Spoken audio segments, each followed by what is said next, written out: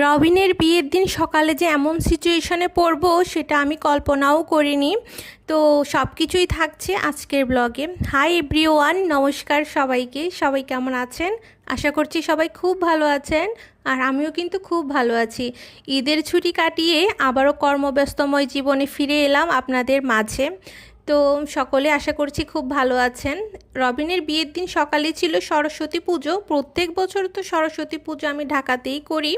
তো সেদিন যেহেতু বিয়ে ছিল, তাই জন্য বিয়ে বাড়িতেই সরস্বতী পুজোটা করলাম।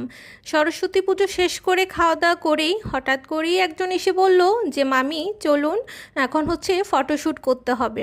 তো আমি ভাবলাম কিসের ফটোশ্যুট, আজকে তো রবিনের বিয়ে, ওরই ফটোশ্যুট হবে। তো ও বলল যে কালারফুল শাড়ি পরে ওর সাথেই কিছু আউটডোর ফটোশ্যুট নাকি করতে হবে।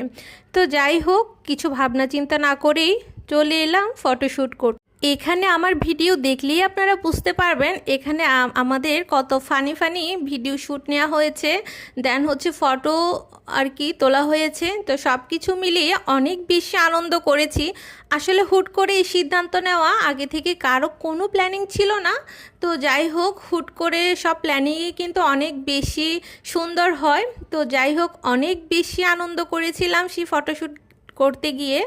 আর তখন যেহেতু শীত ছিল, সরিষা ফুল দেখেই বুঝতেই পাচ্ছেন সিজনটা আসলে তখন শীত ছিল। তো খুব ভালো লাগছিল।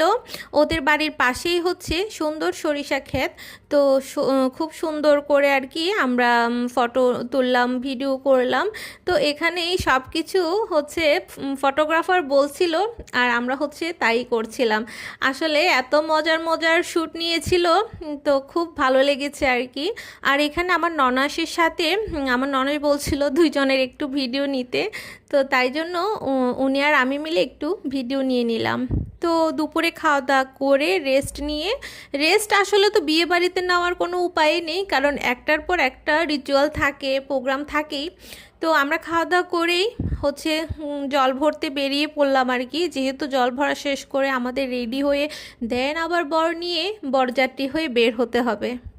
এখানে সবাই জল ভরার জন্য তো আমরা বের হয়ে পড়েছি। সেই সকালে যে রেডি হয়েছিলাম, এরপরে আর শাড়ি যে চেঞ্জ করব বা হচ্ছে আবার নতুন করে একটু রেডি হব, তার কোনো উপায় ছিল না। তো জল ভরা শেষ করে এখানে সব বাচ্চাগুলা মিলে গেট ধরেছে। ওদের একটাই দাবি, টাকা লাগবে। তো যাই হোক, এই গেটে কিন্তু আমরা ভীষণ অনেকক্ষণ ধরেই মজা করছিলাম। ওরাও ওদের ডিমান্ড আর কি ফিল আপ করতে হবে, না হলে গেট ছাড়বে না, এইসব বলছিল। অনেকক্ষণ পরে একটা সমঝোতার মধ্যে এসে ফাইনালি আমাদেরকে গেট খুলে দিল। তো আমার আজকের ভিডিও